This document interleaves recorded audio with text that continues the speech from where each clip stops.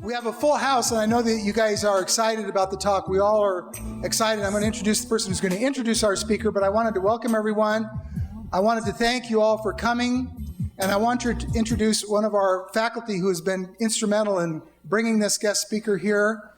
And she's not only a faculty member in the Department of Communication Studies, but she is also now the director for the Center for Islamic and Middle Eastern Studies. So I'm very proud to introduce Dr. Ece Algan.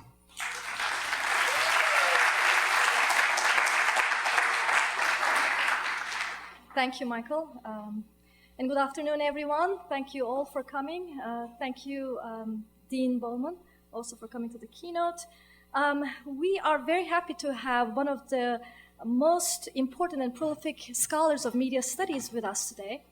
On behalf of the department, it is my great pleasure to introduce Professor Mark Andrejevic, who is an associate professor of media studies at Pomona College. I have known Mark since 2003. I had the privilege of working with him as my colleague at the University of Iowa prior my tenure here at Cal State San Bernardino. We have become good friends immediately because both he and I are committed to interdisciplinary critical research in media studies, even though our areas of inquiry are quite different. What I admire most about and benefit a great deal from his scholarship is his careful consideration and exploration of political and social consequences of our quick adaptation of new media and technological gadgets into our lives while managing to avoid celebrating new media in a futuristic manner. He is the author of 3 books and dozens of articles. His first book, entitled Reality Television, The Work of Being Watched, which was published in 2004, explores the changing character and portrayal of surveillance in the digital era through reality TV genre. His second book, entitled I Spy, Surveillance and Power in the Interactive Era, which was published in 2007, examines the deployment of interactive media for monitoring and surveillance in the realms of popular culture, marketing, politics, and war. His third book, entitled Infoglut, How Too Much Information is Changing the Way We Think and Know, explores the social, cultural, and theoretical implications of data mining and predictive analytics. His work has also appeared in numerous edited collections and in academic journals. Dr. Andrejevic is seen as the leading expert in surveillance studies today. Currently, he's working on the logic of automated surveillance, sensing, and response associated with drones, which I heard a bit last year at the ICA conference. Fascinating work, absolutely. Before we start, I would like to thank the Intellectual Life Committee, our department's Public Relations Student Society of America, in short PRSSA, for sponsoring Dr. Andrejevic's keynote. I would also like to thank our student volunteers for helping out with this event today and doing a great job. So without further ado, please join me in welcoming my dear friend, Professor Mark Andrejevic.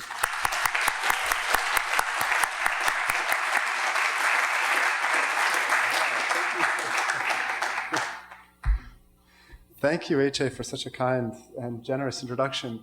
It's indeed a pleasure and an honor to be keynoting this wonderful event. And I'd like to thank, in addition to Professors Popescu and Algan for helping organize and bring me out, I'd like to thank the funders of the event, the students of the Department of Communication Studies, and the Intellectual Life Committee. It's so nice to be sponsored by something called the Intellectual Life Committee. I'll try to live up to that. When I was first approached, sorry, I've got a little frog. When I was first approached about this talk, what I really appreciated about it was the way in which it was framed as thinking about media literacy. And so it's in that spirit that I'm presenting the material I'm going to talk about today, with the idea being that we live in a society that, in many ways, is increasingly becoming a surveillance society. And that's a pretty ominous thing to put up there, along with the Windows Update. Let me just see if I can postpone.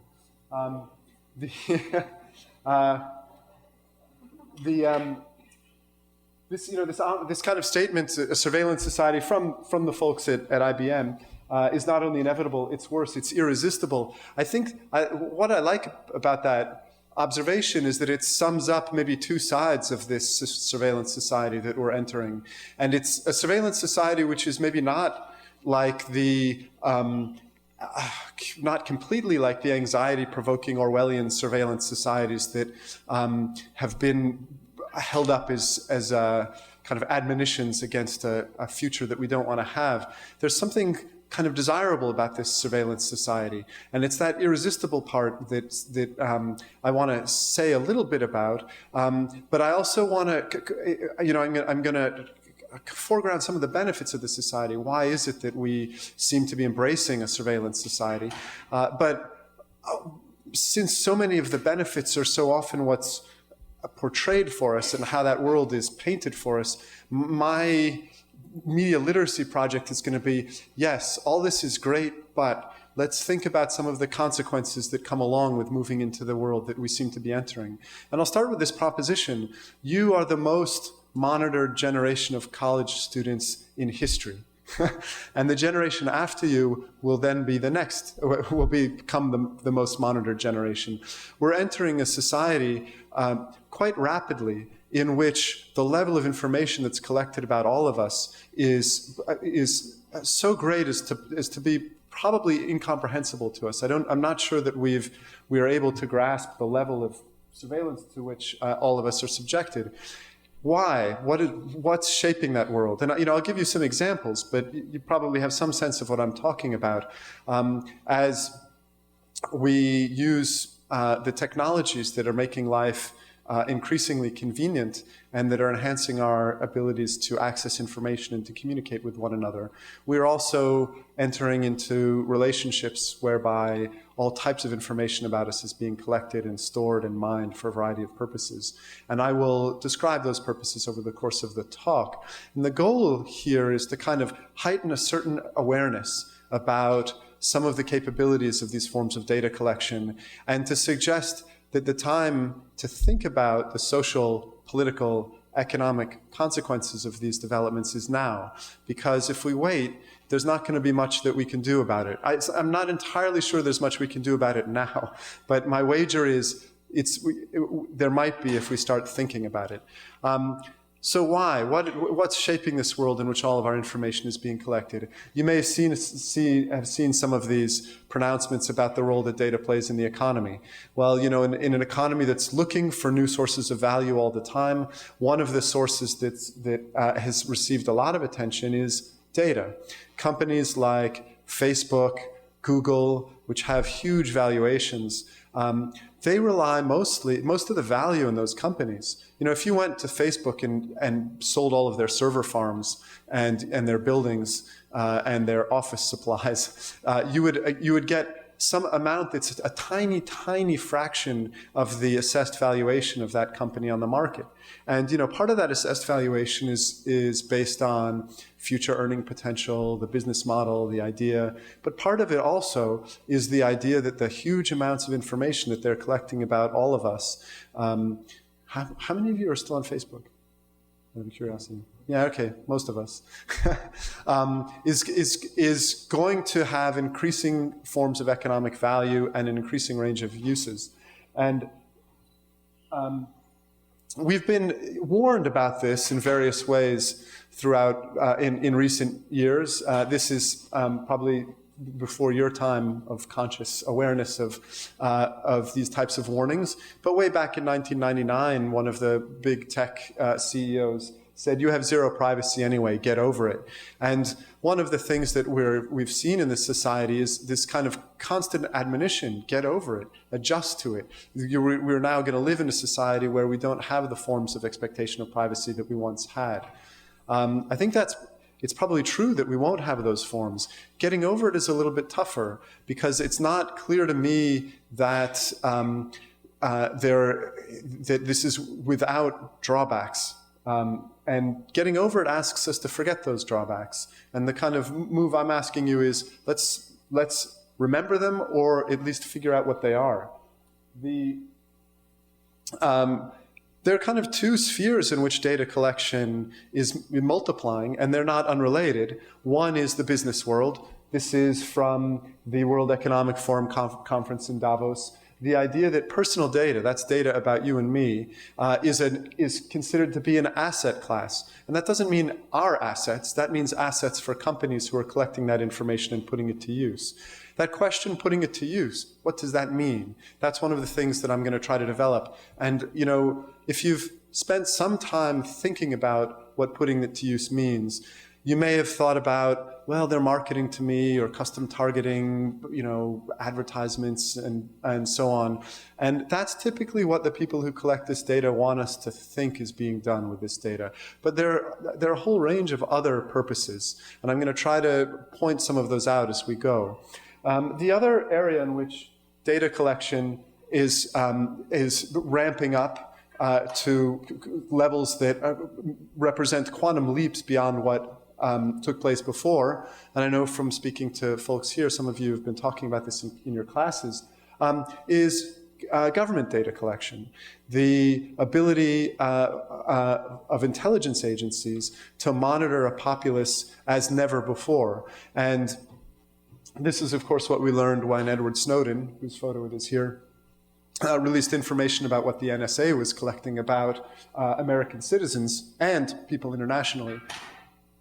And you know, if you spend some time looking at those revelations, it was pretty much, and here's why I think those two realms of commercial data collection and state data collection are related. You know, it was a lot of it was data that they were getting from the companies whose business model is to collect information about us. So in a sense, the state was piggybacking on those applications. So the fact that companies like Facebook, Google, Microsoft, et cetera, collect detailed information about us, those troves of information become desirable targets for state forms of surveillance. So the developments are related to one another, largely driven at the moment, I would argue, by the frontiers in commercial and business collection of information. You may have seen this a while back. Harvard Business Review said that data scientist is the sexiest job of the 21st century, which probably made very many data scientists happy. I know from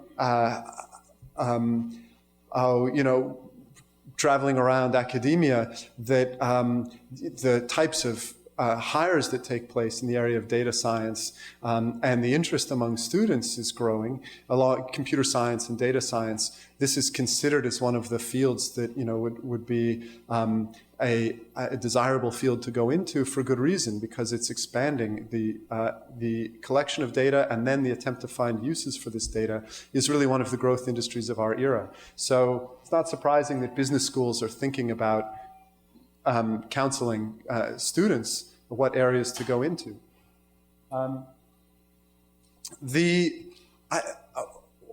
The infrastructure for our current data economy is an infrastructure that's built on a particular way of thinking about how these technologies that we use should operate.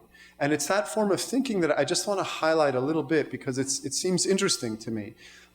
If we were approached maybe 30 years ago, and, well, not you guys, but those of us who are around, or if you imagine being approached at some point by a company that came and said, we've got this great new technology that will allow you to communicate in new and productive and exciting ways, that will create new opportunities for economic growth, that will allow you to find new forms of self-expression. But here's the catch. This is a technology that if you're going to use it, you have to let us put a tag on you and follow you around and watch everything you do all of the time, and then use that information to try to manipulate you and sort you more effectively. We might hesitate and think, okay, that sounds kind of cool, new technology that has all these benefits, but something kind of creepy about putting a tag on us and following us around all the time and watching everything we do, and then using that information to try to influence us somehow. If that proposition were put to us straightforwardly, we would probably say, let's think about that and we'll get back to you. And maybe there might be some other way to operate this. But it wasn't presented to us that way. I'd argue that in some ways it just happened. And now we're left with kind of having accepted a proposition that we never really thought about before entering into it. But that's in effect the exchange that's taking place. Now there are other ways to imagine how we might support the technologies that have become valuable for us. You understand the kind of arrangement that we've entered into. Whichever technologies or apps or platforms you use or find interesting and entertaining, most of those you don't pay for. Those of you on Facebook, obviously you don't pay for Facebook. Facebook is an incredibly valuable corporation. We know where that value comes from. It comes from Facebook basically entering into an arrangement with us where it provides us with some basic services. And in return, we provide them with detailed information about a broad range of aspects of our lives. That's the exchange we've entered into. It's not a conscious exchange. If you spent a lot of time reading the terms of service and consulting some lawyers and trying to figure out what that meant, it might have been kind of a conscious exchange, but that's not how it works. The research indicates that most people sign up for applications and services without even reading the terms of service. And why would you, right? They're opaque. They're so vague in general that they don't really tell you what's going on. And I'll give you some examples about that. Boy, it's quite persistent. 10 minutes. How about if I say 4 hours?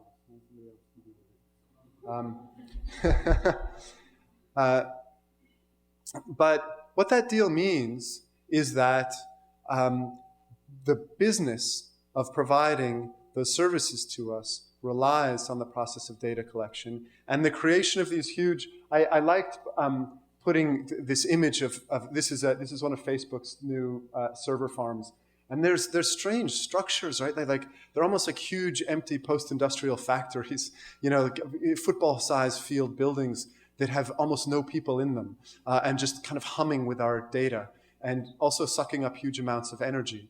I was in Sweden a couple of years ago, and they were telling me, I think it was Facebook again, was building their server farms, some of them up in Sweden, just north of the Arctic Circle, because it lowered their cooling costs. These servers get really hot, and they have to. The part of the power is running the machines, but a lot of the power goes into cooling them. So anyway, we've got these, they're like empty factories in a sense, like data factories that hold all of our information. When people tell us our information is in a cloud, it's not in a cloud, right? It's in these expensive energy sucking facilities that basically are the infrastructure for the digital economy. And this notion of digital enclosure is an important one for me, because what I'm trying to capture with it is the idea that as more and more of our lives go online, we enter into enclosures that aren't like rooms, but they're more like digital environments in which the price of access to that environment is willing surrender of our information to be collected and stored and held in these server farms. And what I mean by that is just think of interactions that used to be non-reliant upon commercial infrastructures. I was reading the other day about a business application, I don't know if you've heard about it, called Slack. It's kind of for communication in the workspace. And the article was so interesting because it described these people sitting across from each other, familiar example, but instead of talking to each other, sending each other messages on Slack, and then watching each other's face to see their reaction when they read the message that they sent. It's like there's still a face-to-face element, but the communication had migrated onto this commercial platform. And once it's on that commercial platform, Slack has all of the data. It has all the information. Who's talking to who, how often, what did they say? All of those go in their servers. They've got that data. So what I mean by digital enclosure is when interactions, behaviors, activities that didn't used to take place on a digital infrastructure move onto digital infrastructures. And once you're in that infrastructure, it's not a physical enclosure like a room, but it's a virtual enclosure that when you enter into it, can see you and gather information about you.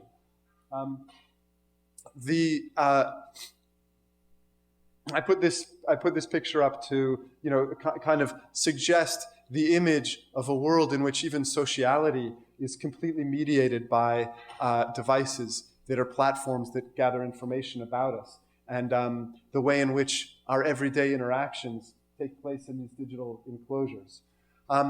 When our interactions and our activities move onto these spaces, and you can think of all the different activities that you used to do non-digitally that now take place digitally.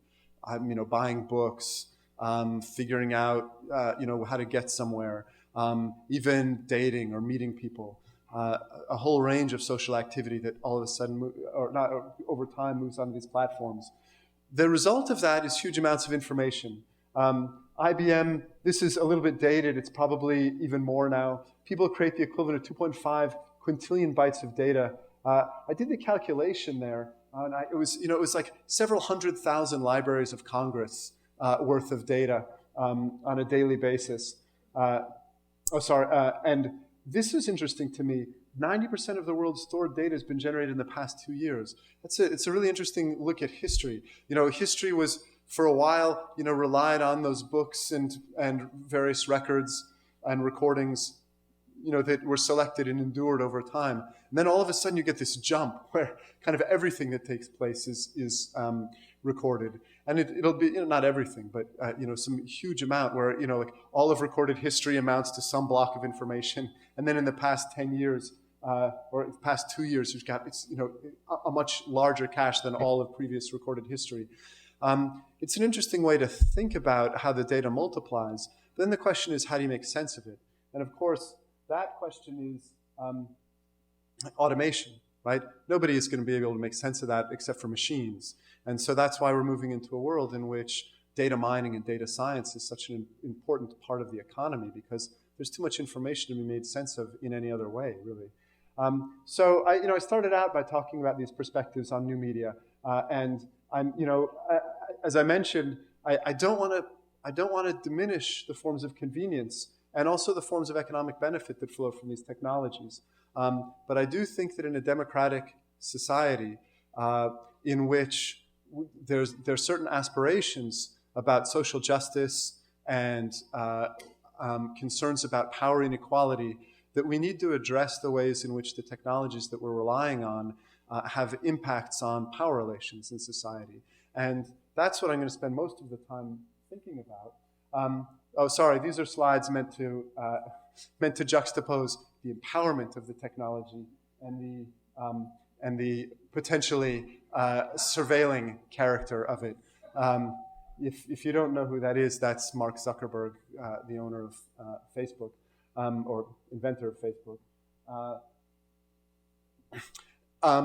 The multiplication of ways in which information is being collected about us invites us to think about how it is that what I'm calling surveillance, that's a weighted term, you might call it monitoring, but I'll call it surveillance for the purposes of this talk. What we call surveillance, how its character has shifted from the historical period that generated the ways that we think about surveillance. Right? So the argument I'm making here is our methods of thinking about what's happening haven't caught up with what's happening. And one of the things that I'm going to try to get to, one of the things I will get to at the end of the talk is to explain to you how I think we need to think differently about surveillance. It doesn't work the same way it once did. And I just pulled some examples of recent developments. There are companies now that scan your photos to gain any. Of course, we live in a world now where the volume of photographs posted to the internet by users like you is growing at some exponential rate. And data miners, of course, are interested in how can we put that information to use? What's valuable about it? So there are companies that are growing, that are emerging, that are scanning your photos to figure out information about it. Is this a happy person? Can we relate that to the product that they seem to be holding? Is there some type of indication of the age of this person and the type of products that they collect? This was interesting to me. About 3,000 logos can be detected, such as the Pabst beer can and the Marmot jacket here. So everything you're wearing, all of the ways in which you signify, the technology is looking for automated ways to record that information. We signify for each other. Maybe we don't even think about it. But of course, we're entering a world where now we signify for machines. And they remember things, and they collect things in ways that people don't, which also gets to thinking about surveillance in different ways.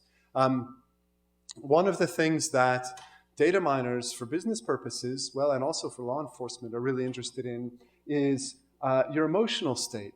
Why? Well, first, it's worth pointing out that data collection is moving heavily towards what might be called the affective register. It's not just data about what you do online. It's about what you feel. It's about your expressions. It's about what you're saying to people, your emotions.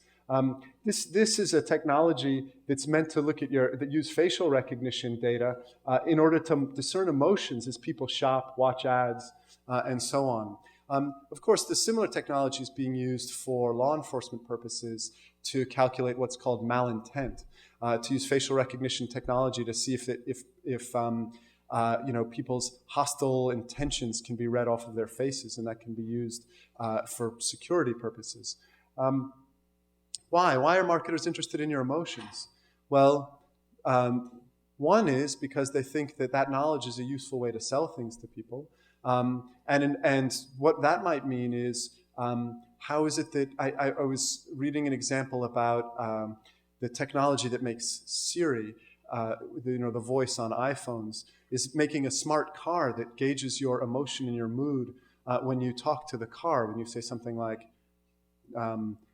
help me find the local Pizza Hut. But it'll also listen to your voice and figure out, are you stressed out? Are you hungry? Well, I don't know if you can do if you're hungry. But, what kind of data can it learn from you? And then it can actually use that to figure out what type of music to play for you, what type of advertisements to play for you. And so the idea was that mood information is an important technology for customization. And customization means not only entertainment content. I know somebody who's doing research at one of the music streaming companies, and he says affective monitoring is a key element of their business model because they want to stream music to you based on your mood, and they want to be able to detect that from other indicators that might be on your phone or your technology devices. And of course, advertisers want to be able to target you at moments when you seem to be perhaps most vulnerable to the types of products they're selling. When I talked about that exchange early on, I was thinking about what it is that we're giving up in exchange for the convenience that we receive. And the convenience is great. I'm not sure it's big enough to justify what we're giving up if we understand it in all of its dimensions. But I enjoyed this formulation of somebody who was working at the Oxford Internet Institute.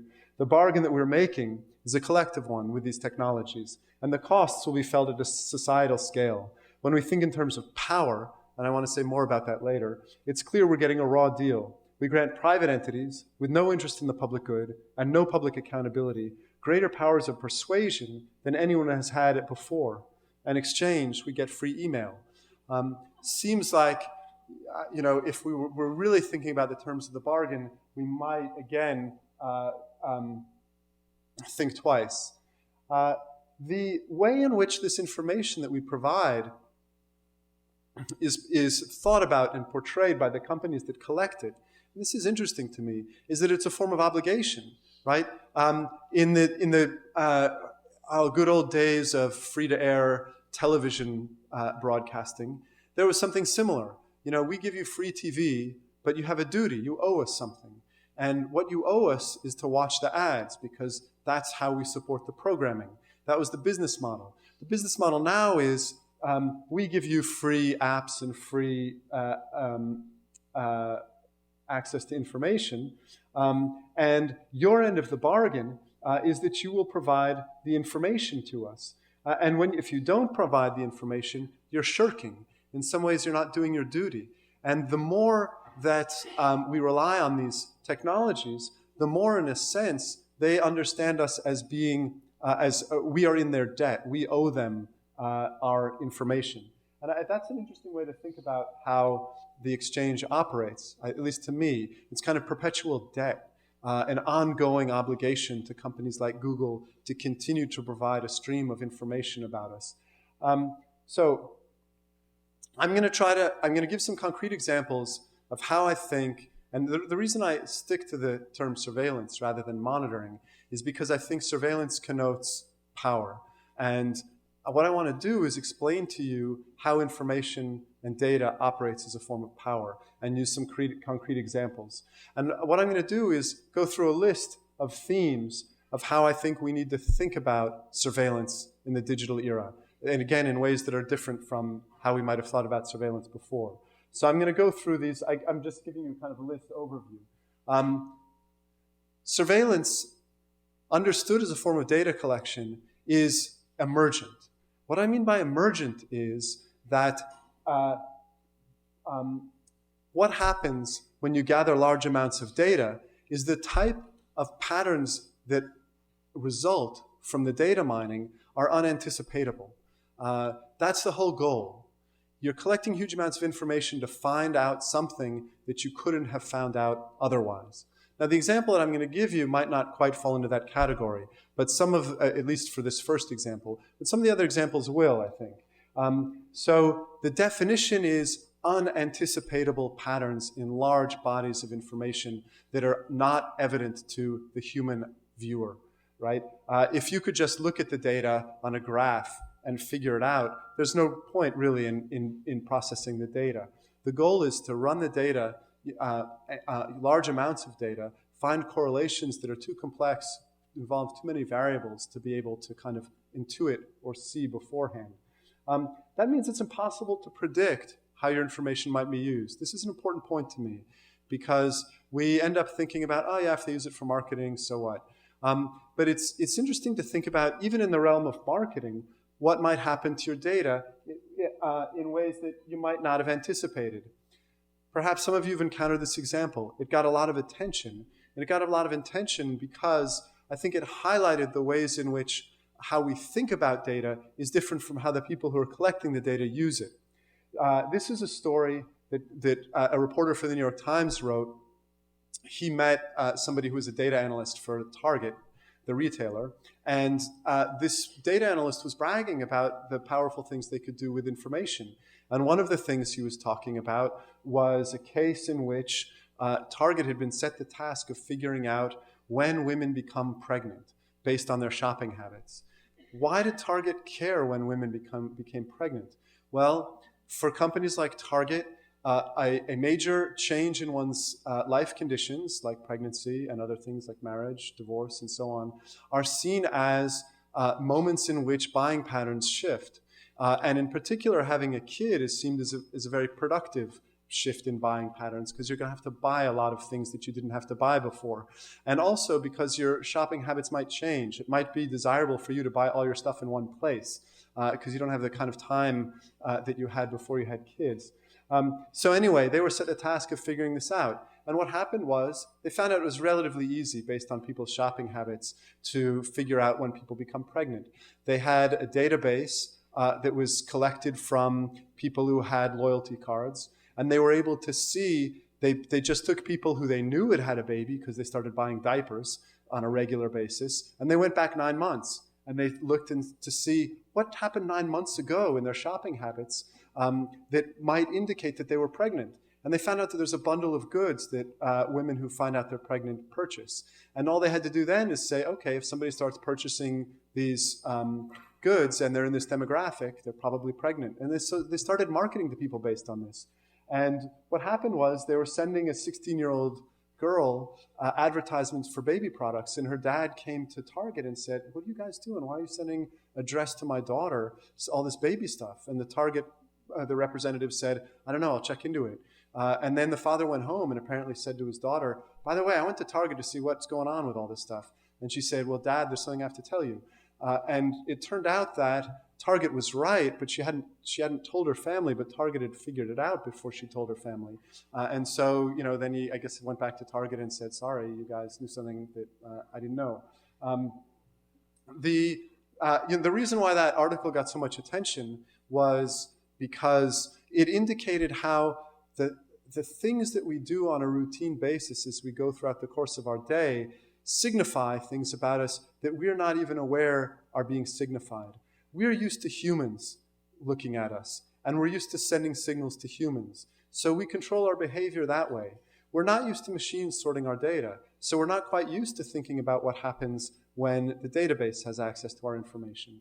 And again, what I want to do is invite you to start thinking about that way. It's not people who are looking at you. I mean, yeah, they are, but I want you to think about that other audience, the data mining, data collection audience.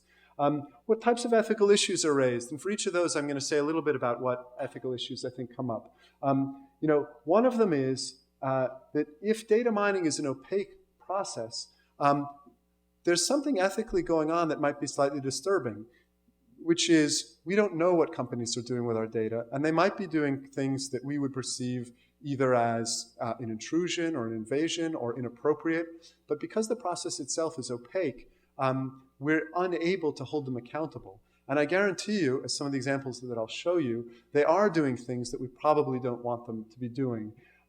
The other ethical issue that it raises is that of what happens to your data once it's collected and it's repurposed.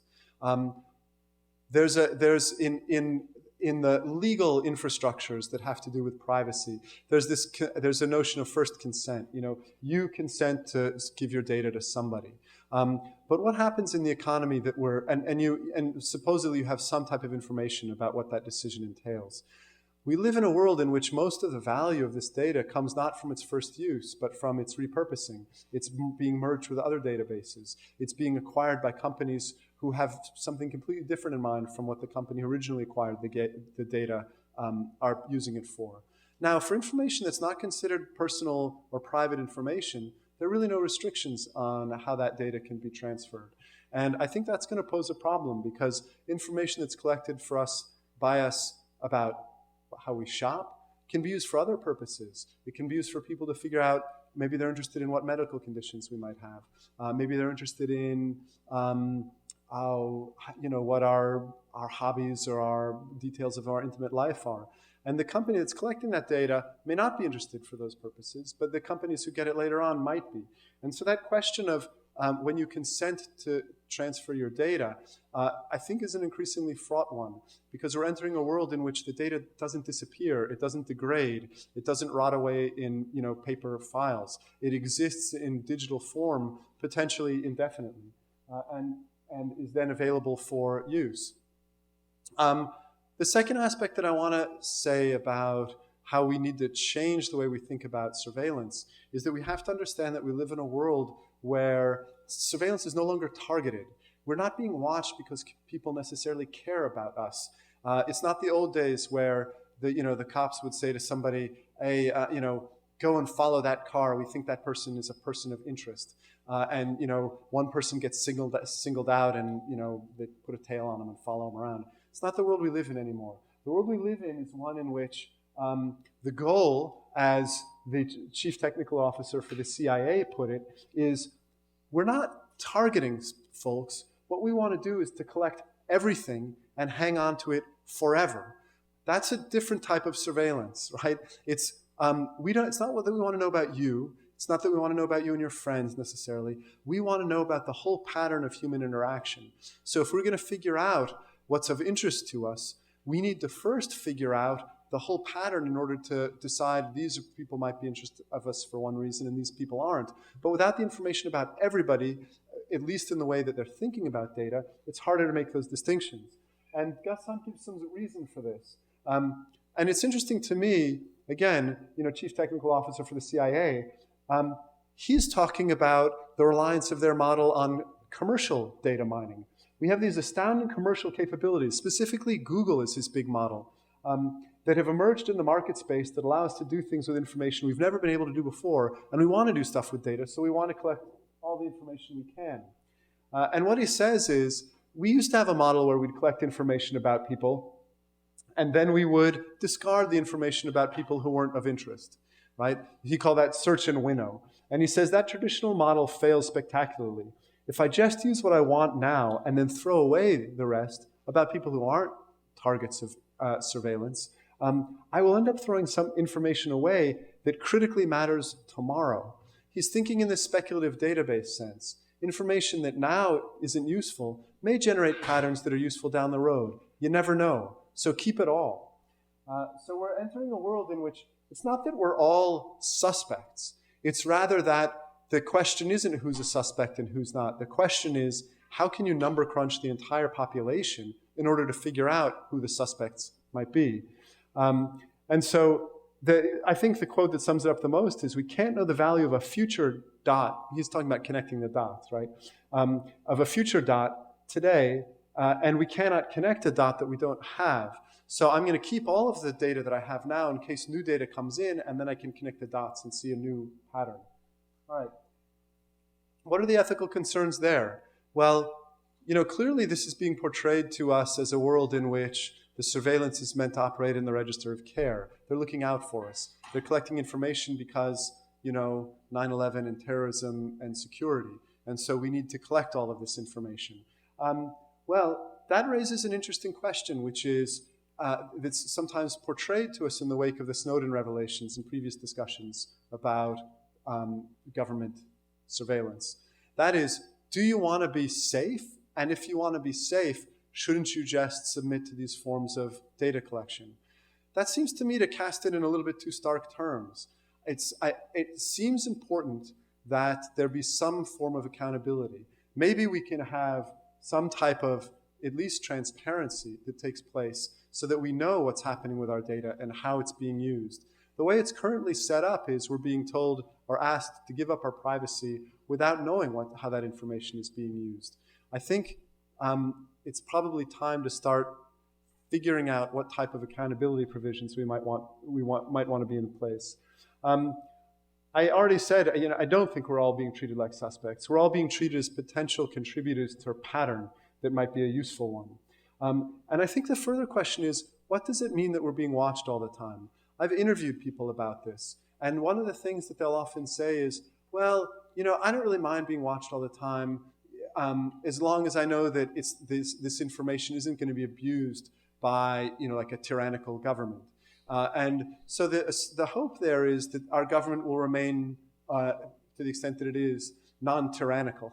There's a kind of assumption of faith there that, well, things will always stay kind of sane. So as long as they're not collecting detailed information about it and abusing it in ways that we might have associated with regimes different from those that we live under, why worry about it? Well, okay, fair enough.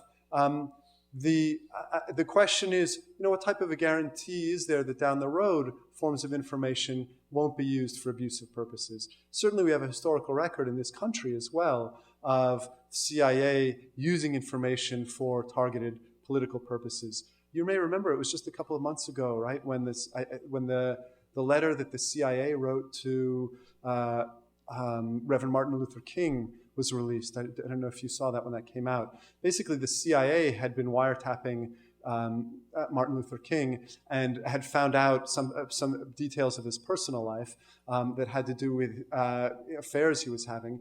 And then they had somebody in the CIA write a letter that pretended to be from a disgruntled follower that said that was basically saying to Martin Luther King, commit suicide or else I will reveal all. And this was from the CIA. Right, so if you think the CIA is benign, it would be useful to look at the history. And I'm not saying the CIA doesn't do important things, but I'm saying we want to think about the measure of trust that we want to have with the type of data that's being collected by them.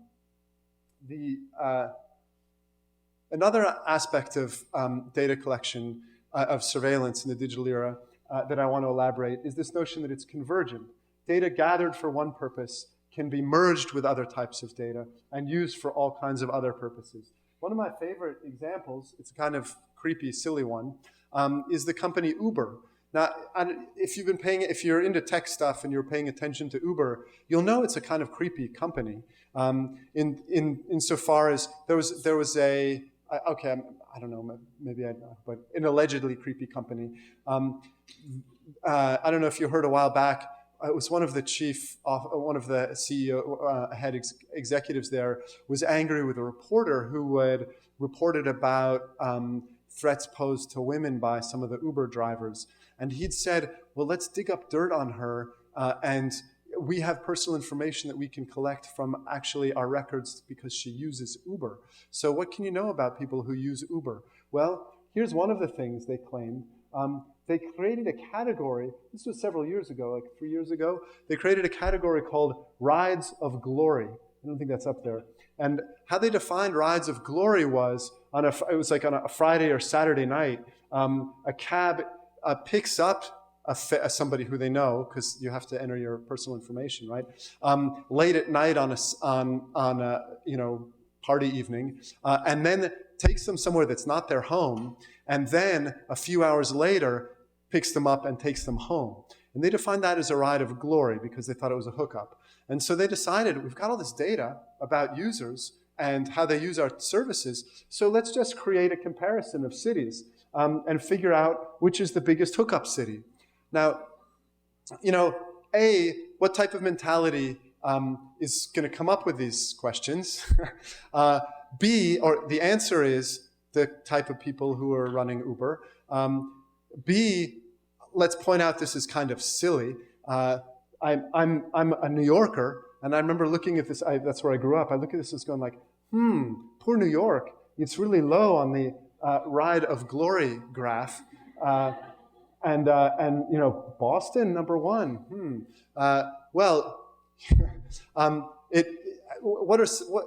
Just to point out, like, this is spurious information. It means nothing.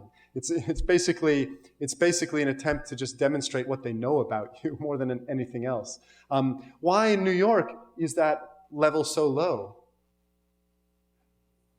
Sorry, I can't. There's so many people talking, I can't hear you. If you said there are taxis that you can just get on the street and there's good mass transportation, I think you're probably right. I don't think it's that New Yorkers are like, we totally don't hook up, and definitely much less than Boston. We have a rivalry, Boston, New York. But it has to do with the nature of the availability of transport. This means nothing, right? But what it does mean is they have the data, they can use it. It also means, of course, they know your name. They didn't put it up there, but they have it. It's in their databases. Who might be interested in that information down the road? CIA, for what? I don't know. It's an interesting set of questions, but I thought it was worth putting it out there. I wanted to gesture to some other kind of unanticipated uses of data. They've been used for all types of different things. There's a hedge fund that planned to use Twitter to predict stock moves. I haven't heard about them that recently, so that may not have worked out particularly well. There were folks who were using Twitter to predict the 2012 election outcomes. That actually did work out pretty well. The Twitter predictions lined up pretty well with what happened. This is, I don't know, for me, an interesting statement of the convergence of data. The same tools and techniques that are used to determine credit risk, discover fraud, and identify which consumers are likely to switch cell phone providers also can be used in the fight against terrorism and the protection of homeland security. It all blurs together. That means that the folks who are gathering data, there's no logical limit to what type of data they want. There's no category of information that's out of bounds. Why is that? Because data mining is emergent. You never know what pattern might come out of the data. It may turn out that information that looks totally unrelated is actually related. And in the interest of time, I'm gonna skip to another example.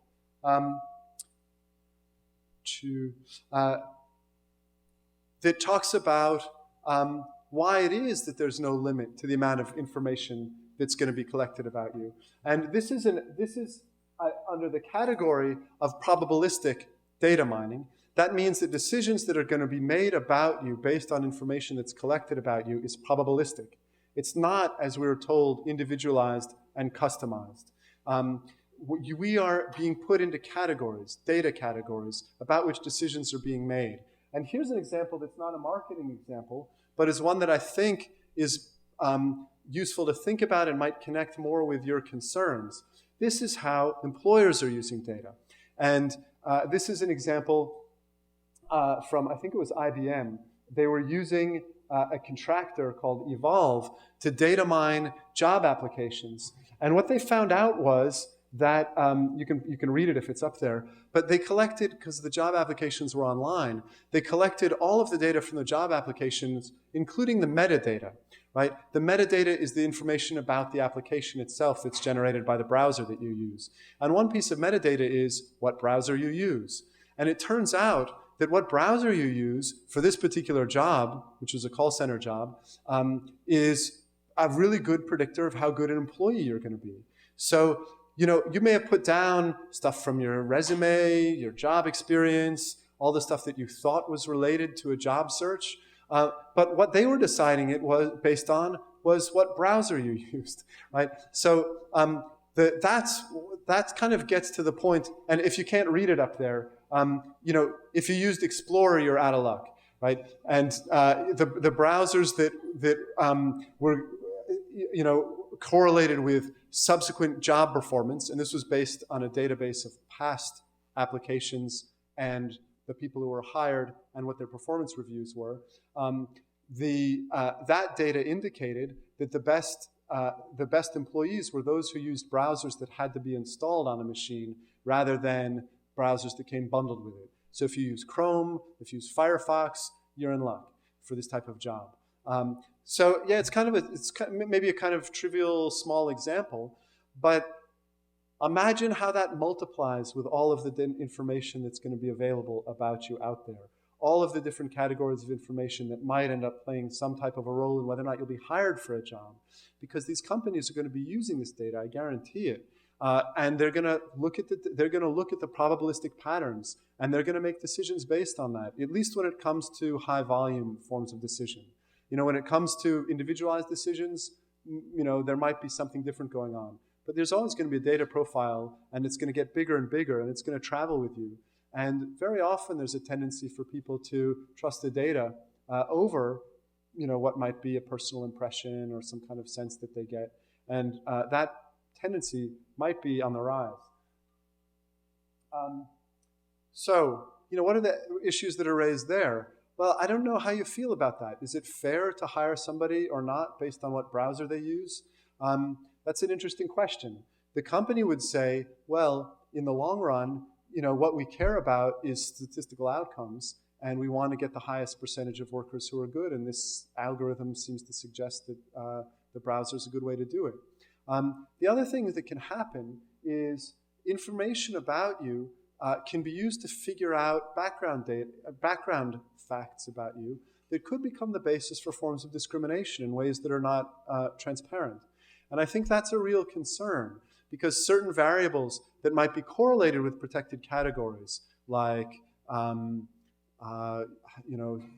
gender, race, ethnicity, while it's illegal to discriminate on that basis, it's quite possible that companies might find ways to discriminate that actually are on variables that seem to be that don't directly seem to be connected to protected categories, but actually are, and that you won't figure that out until you dig deep down into the data. But no one's going to be able to access that data. But it also raises, potentially new forms of discrimination that are imagined or envisioned by the process of data collection.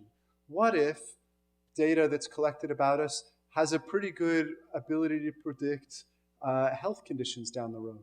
Will employers be able to look at a data profile and say, this person has a high percentage of getting some type of a chronic illness within the next 5 years, so I'm not going to hire based on that? Or employers who don't want to hire women who may have a high likelihood, according to the data, of getting pregnant in the next few years because they don't want to give maternity leave.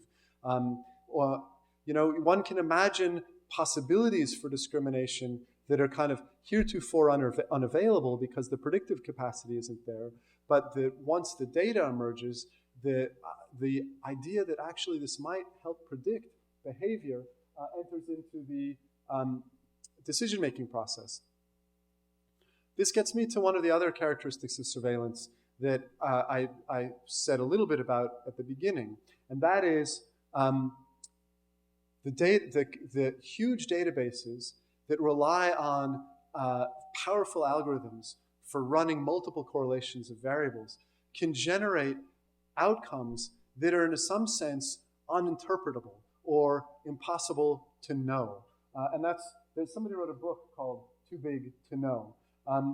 And this intrigues me because it means that there's the possibility of making decisions without really knowing why or what the explanation is. The computer says this person should be hired, this person shouldn't. You ask the computer why, it can't tell you a story. I'm not even sure, you guys all laughed, or some of you laughed when I said, if you use Explorer, you're out of luck. Because we're crafting a story. Who is it that uses Explorer anyway these days? I'm not trying to cast any aspersions, right? But you kind of were kind of imagining what's kind of hipper, what do the savvier people use? You were maybe imagining a story. That might be the right story, it might not be. The people who are making the decision don't care. All that matters is a correlation, right? Who knows what the underlying story is? If you wear red shoes and your favorite color is purple and you like to eat at Denny's, who knows? Maybe those correlate with something. And maybe there's no way to explain it, right? But who cares whether it explains it or not? What matters is whether or not there's a correlation that's robust over time. That's all they care about. It's an interesting way of thinking about the world. It's a kind of post-narrative way. I put this picture up. It's some kind of map of social networks. It's meant to evoke the notion of patterns that are too complex for humans to make sense out of, and that only machines can make sense out of. And in his book, Too Big to Know, the author David Weinberger describes this new form of knowledge. And it's interesting. Can you call it knowledge? If you don't know why, what does it mean to call it knowledge? If you're making a decision based on it, you do these 5 things, that correlates with being a good employee. I don't know why, but I'm going to make a decision based on it. Is that knowledge? What kind of knowledge is it? And he says, well, this knowledge requires not just giant computers, but a network to connect them, to feed them, and to make their work accessible. It exists at the network level, not in the heads of individual human beings. The subtitle of his book is When the Smartest Person in the Room is the Room. Okay, so here's where I want to get to the notion of power and to kind of, I know it's been like 45 minutes or whatever, I'm actually finally getting to the title, which is the big data divide, which is, if what matters is not individual people and what they can comprehend, but the room, then a lot depends on who owns the room, who controls the room, who has access to the room. And that's what I mean by a big data divide. If there are new emerging forms of knowledge that are only accessible to those with the processing power and the server farms, then what does it mean to say, what are the implications for us those of us who don't have access to that?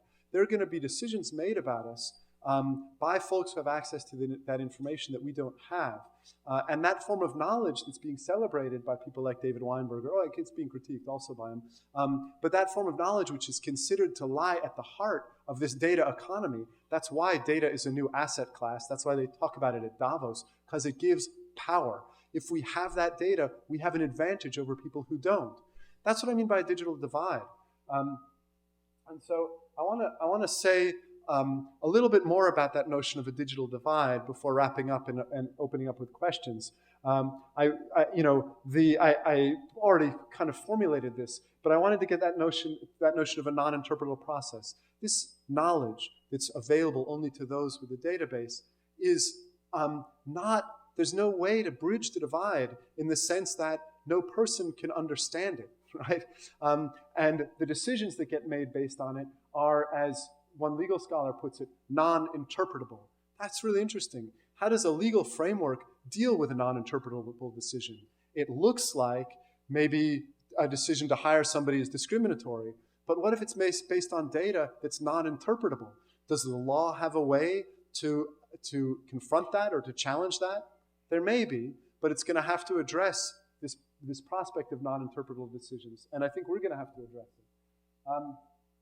What type of ethical issues does that raise? Well, certainly transparency. If the decision is non-interpretable, there's no way to ever make it accountable. That seems problematic. And the other, of course, is power. So the folks who've kind of celebrated this form of knowledge have described it specifically in terms of correlation and prediction. We're not explaining the world. We don't need theory. So for those of you who are in social theory, like me, that game is, they claim, over. I don't buy it. That's why I'm doing these talks. But it's interesting to me that they say it. Out with every theory of human behavior, from linguistics to sociology. Throw in there, I don't know, psychology and media studies. Psychology is there. Forget taxonomy, ontology, and psychology. Who knows why people do what they do? The point is they do it, and we can track and measure it with unprecedented fidelity. With enough data, the numbers speak for themselves. It's a kind of beautiful technological fantasy that the numbers would just come and talk to us. It doesn't make any sense. Numbers don't speak by themselves. I think this is the giveaway point. The people, they may yield outcomes, but they don't yield them spontaneously. Certain questions have to be asked. And the people who own the rooms are the people who are going to decide what questions get asked. You're going to find more and more that we're being lumped into categories of prediction. The data reveals, interestingly, that we're highly predictable creatures. This was research that made a splash when it came out a few years back. We like to think of ourselves as dynamic, unpredictable individuals, but we're really not. And if you know somebody's cell phone use, you can predict where they are at pretty much 93% of the time. Not all the time, but that's a pretty high level of accuracy. And the same, that's a pretty crude measurement, but they're looking at much more sophisticated things. What type of pattern of behavior, what type of viewing behavior correlates with liking a particular show or being interested in particular books or types of music. These are marketing things. But what type of behavior correlates with health conditions or employability or security risk? Those are based on developing a correlation and then using that to predict behavior. That's a kind of pragmatic knowledge. This was interesting to me a while back. The Heritage Health Prize was offered by Heritage in California, and they were willing to give $3 million to whoever can most accurately predict whether and how long people will be hospitalized. So what they did was they gave old data about people's medical conditions and when they were hospitalized to folks who were sophisticated data analysts. And then they said, it's a competition, it's a race. You take that old data set, and we gave you half of it, and you use that to develop a model, and we'll test it on the other half, and whoever's got the best fit will get $3 million. Why do insurance companies want to know who's going to be hospitalized? Well, hospitalization is really expensive. So what they want to do, they claimed, was to preemptively intervene in ways that might prevent hospitalization. It seems like a worthy goal. But it raises the question, especially if we're in this period now where the future of the Affordable Care Act is perhaps in danger. And what will happen if insurance companies have this type of information and they regain the right to be able to reject people based on quote-unquote pre-existing medical conditions? What if the insurance company knows that there's a probability you'll be hospitalized and that's very expensive? What if they've got the algorithm to figure it out? Will they be able to make decisions that exclude people from healthcare based on the data? That seems like an important ethical question to ask. The other point to be made, and I guess I don't want to belabor it too much, is the folks who are collecting the data want all the data about everything. And so this intrigued me. Like, now credit card companies want your DNA, right? That's an interesting convergence of information. Why do they want your DNA? Unclear. But presumably they think they're going to be able to predict something about you, know something about you, and make decisions based on that information. As you're well aware, there are interesting media series. The Wall Street Journal has a great one about all the different applications that you use are collecting a wide range of information about you, most of which is completely irrelevant to the function that they provide, right? But because they can access the information, they get it. One of the things that social media has spawned is this kind of mining people's sentiment, looking at people's Twitter feeds and figuring out what their mood is. I don't know if anybody saw some of the experiments that these companies are running. They're trying to figure out how you might be influenced. Once they know something about you, what type of experiment they can run on you. Maybe you saw a while back, Facebook ran an experiment with their news feed. They wanted to see if they could actually, quote unquote, change the mood of Facebook users by shaping, you know this, like if you've got Facebook, your news feed isn't all of the posts by everybody that you're connected with. It's curated for you by Facebook.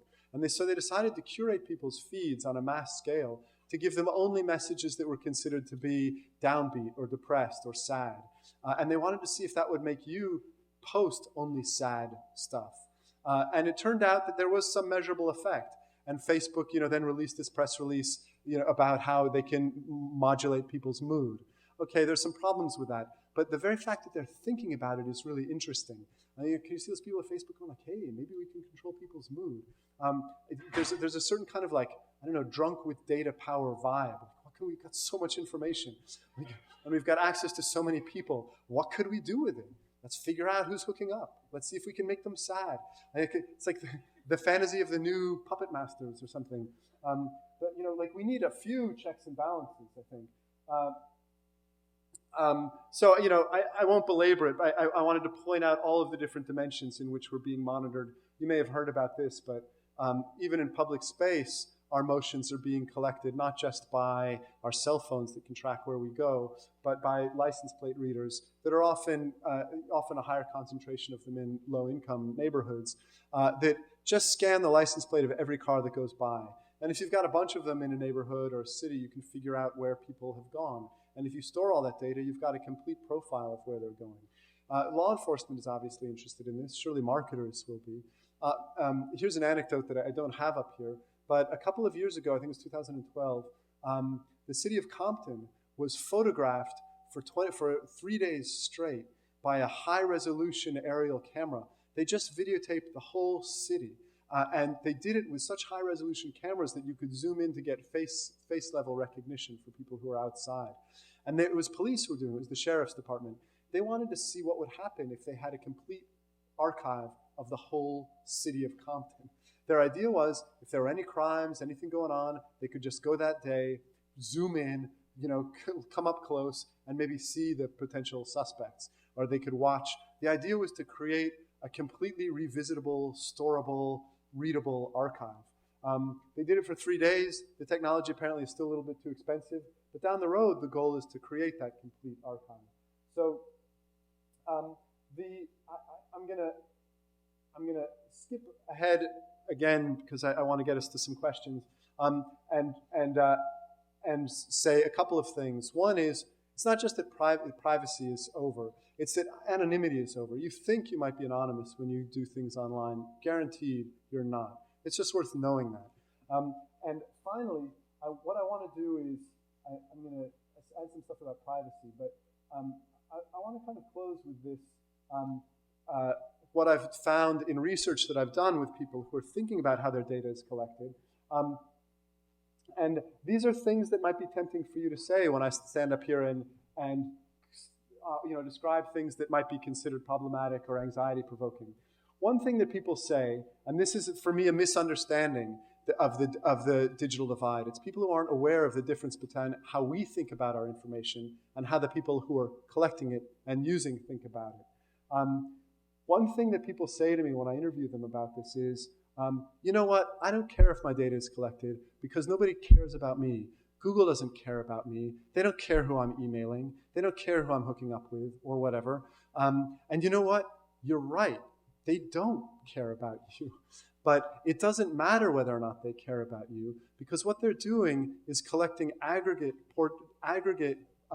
profiles of information that can be used to sort you, that can be used to make decisions about you without even really caring about you, if that makes sense. The thing that Google says all the time when people complain about the level of information that they collect about users on Gmail, on Google Docs, on Google Maps, whatever app you might be using is, no person reads your data.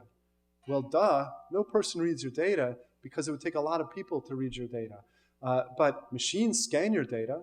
they collect it, they put it in databases, and they use it for the purposes of developing the type of decision-making processes that I was talking about. So yeah, they don't care about you as an individual in particular.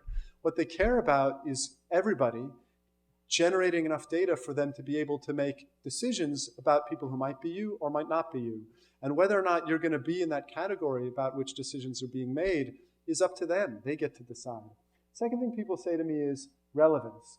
And especially with the job stuff, people will say, well, they shouldn't collect information that's not relevant, right? Like, why should they collect my browser data if I'm applying for a job? But that's a wrong definition of relevance. That's a definition of relevance based on what you think should be the information that's collected about you for a job application. Why do you think that? Because historically, that's what people collected. But what if it turns out that the color of socks that you wear is a good predictor? Then, by definition, it's relevant, right? So old definitions of relevance don't work. And the notion that some data can be ruled out because it's not relevant is obsolete in this category, in this way of thinking about the world.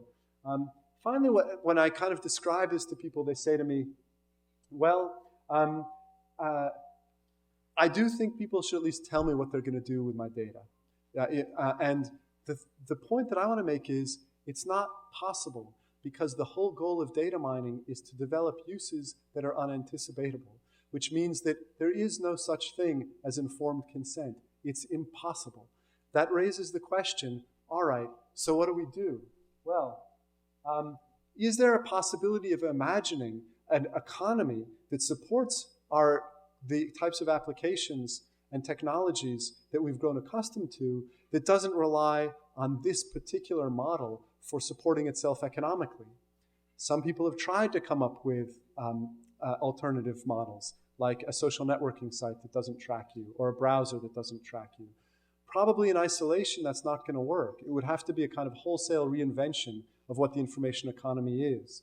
And I'm afraid that might be up to you, or at least the process of regulating it and thinking about how the people who collect information should be held accountable. I think that's going to be one of the pressing challenges of the coming decades and of your generation. And thank you for your time. I appreciate it. And